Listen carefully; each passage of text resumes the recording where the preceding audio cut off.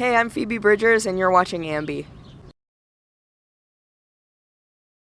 Hey everyone, it's Alicia from AMBY, and I'd like to welcome you to an interview with Phoebe Bridgers. Hello. Hey, what's up? How are ya? I'm good. Thanks for taking the time to do this today. We're really excited about it. Of course. So you recently dropped your Killer EP, Killer.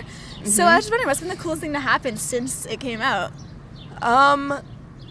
Well, this tour is like really just awesome because I think people who like Julian are kind of ready to get to like a really sad place when they're seeing a live show. And a bunch of other great stuff has happened. Like I opened for Television, which was like amazing. But it was definitely like people were down to see like a rock show, and I play like really sad songs. So this tour has been the coolest. Yeah. And you're actually working on a record. Yeah. So how's that coming along? Tell us a bit about that. I mean, it's great. And I don't think I would have taken anything other than like this tour to take a break because I am really focused on getting it out. But like this has been so fun, and so I'm glad that I did. But yeah, it's coming along great. Where are you recording it? In Brentwood in LA. Okay. Yeah. And when do you think fans will get a taste, whether in the form of a single, a video? You know, hopefully before the end of the year. Nice. Amazing. Thank you, sir. Yeah, thank you, man. Hopefully by the end of the year. Hopefully. Nice. Yeah. And I saw you covered Hard Drive by Dano recently. Yes. Such a lovely spin on the song. Oh, thank you. No problem. Oh my God, is he Canadian? Dano? No. Oh, okay. He's not Canadian. I've been like looking up Canadian. It's like a little. Every time I find out that someone's Canadian, I feel like you guys are just like ticking off like my favorite musicians. Like, oh, like man, another one from Canada. Like no. Yeah, that was fun. That was because I made like a Canada playlist today, and I was like, oh, did no. you? Yeah. Who are some of the artists on that? Well, obviously, like The Weeknd and Justin Bieber, duh. But like, who is the most surprising today? Oh, Leonard Cohen. Oh, okay. So I didn't know he was Canadian. Oh, okay. And I'm like, that's like one of the biggest ones. That's like the great American songwriter, not American. So yeah. Out of all songs, why did you decide to put your spin on Dano's track? What was I doing? I think it was my producer, Tony Berg, showed me the track. And it's like, it's like a really lazy song. It sounds really lazy and somehow really sad. Like there's no real chorus. I mean, there is a huge chorus, but it's not huge. He hardly has to change the melody at all.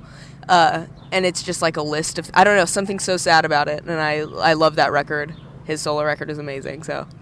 I saw you recently freaked out because Laura Jane Grace from Against Me tweeted you. Oh my God. I love her. I got to catch up with her at Riot Fest. It was so much fun. Oh my God, she's like my idol. And it was like the first night on tour that I'd really like drank anything. I had like 2 drinks, which is like my limit. I go crazy after like 2 drinks. And everybody in the car with me remembers I like just put my face over my hands and was like, oh, you guys will have no idea what's happening. Like, yeah, it was amazing. I hope I get to play shows with them sometime. Yeah? Yeah. Very cool. They actually just announced a Toronto show today. Man, that's Speaking awesome. of just timeliness, you know. That's awesome. I know you're very big on vinyl. The other day Love for vinyl. Record Store Day, did you have a chance to kind of check things out? No, because I was just running around. I haven't even like had a chance to breathe really. Like Julian's been doing all this cool stuff, and on our one off day, she like went to the Grand Rapids, and I went and like played another show at Daytrotter. But I'm so disappointed. I hope there are like some stragglers of Record Store Day things that I can have because I love it. I love it so much. Let's tell me a little bit about your vinyl collection. What am I like recently finished my like Elliott Smith collection. Like I now have everything that he's ever released on vinyl, including all his 7-inches.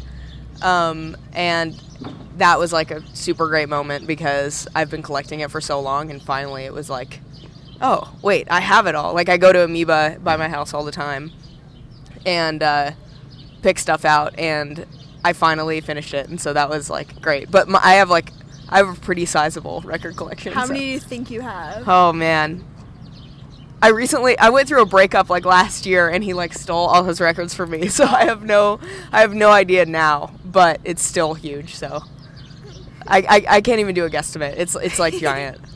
Yeah. Well, as of right now, your Facebook cover photo is a car with a bumper sticker that says sorta goth. Yeah, it's like sorta. Like, I can't really say goth because, like, I'm not, you know what I mean? I don't feel very goth, but I pretty much only wear black. Yeah, yeah.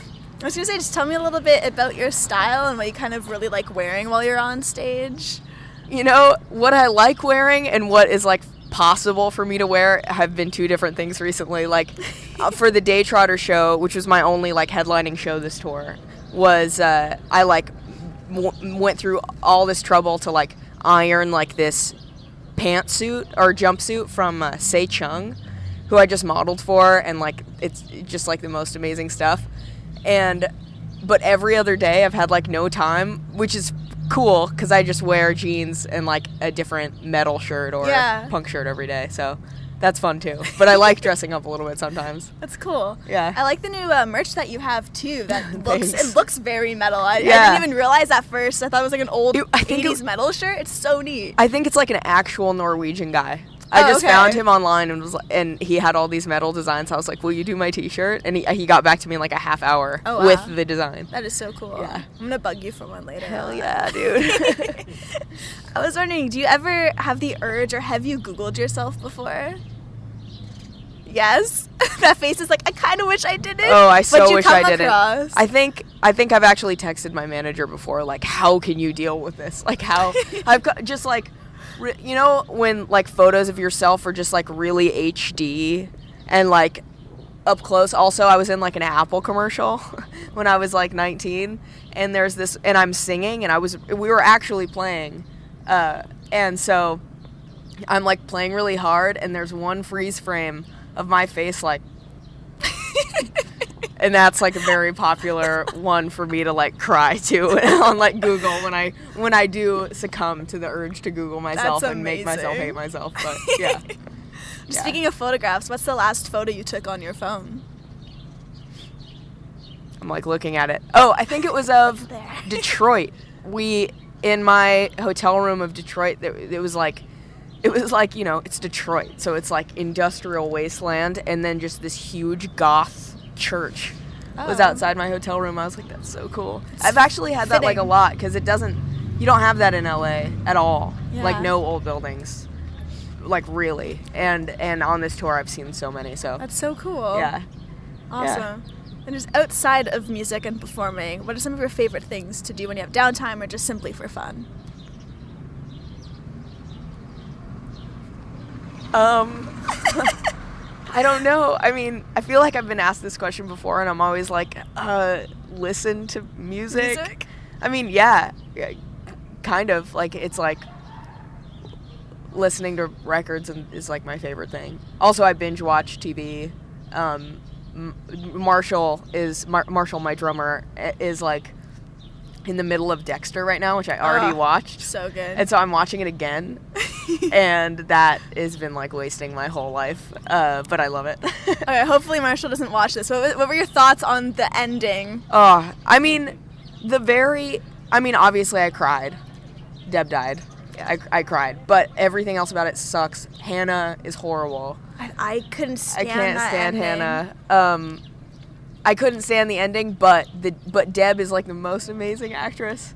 She, like, even when the writing got, like, horrible, like, towards the end, when like they were just, like, trying to try out different, like, you could tell that it just went on for, like, a little too long. Yeah, you know absolutely. what I mean? And they were just, like, dragging it out, and Deb stayed completely consistent in her, like, amazing acting. Yeah. Yeah. Well, if you really liked her acting, there's a new show called Limitless that she's in, and it is she's amazing in it. No way. I was actually wondering the other day. I was like, where is she? Where is she now? Yeah. Where's Deb now? So, yeah, check it out. Very good. Okay, cool. Yeah. I will.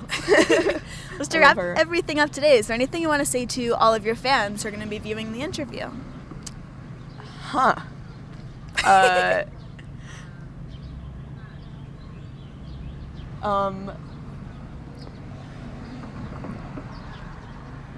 Actually, something that Mitski said on Twitter recently has, like, been resonating with me so much, because I watched This is so random. I watched the Nick Jonas guitar solo fail like 10 times and died. Okay. Have you seen it? No, I haven't. Dude, it's amazing. Okay. It's amazingly horrible. And I was laughing so hard, and then Mitski tweeted, she was like, everybody stop laughing. We have all been, and one day will again be, Nick Jonas bombing his guitar solo on live television. And that's what I have to say to you guys. A direct Mitski quote. I love it. Yeah. Amazing parting words. Thank you so much for your time today, Phoebe. Yeah, of course. Thank you so much. My pleasure. And remember, to everyone viewing, you can visit us at musicblogya.com for exclusive interviews, features, videos, and so much more with your favorite artists. We'll see you next time.